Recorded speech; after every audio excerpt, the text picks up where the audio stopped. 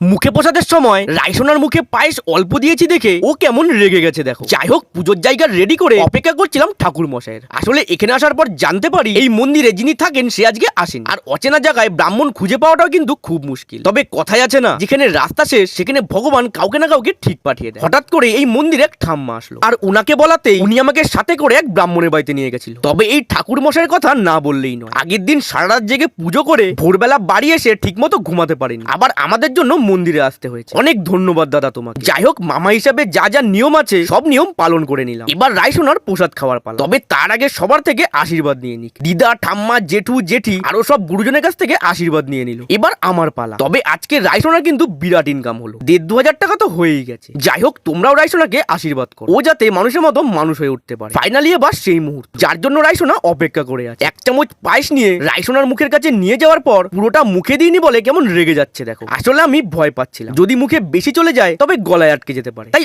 অল্প করে দিচ্ছিলাম। কিন্তু ম্যাডামের তো মন ভরছিল না। যাই হোক, মুখে প্রসাদের নিয়ম কমপ্লিট করে রাইসোনা ব্রাহ্মণ দাদার কাছ থেকে আশীর্বাদ নিয়ে নিল। আর শেষে রাইসোনার কাছ থেকে মুখে প্রসাদের রিভিউটা নিয়ে আজকের ভিডিওটা এখানেই শেষ করলাম। বাই।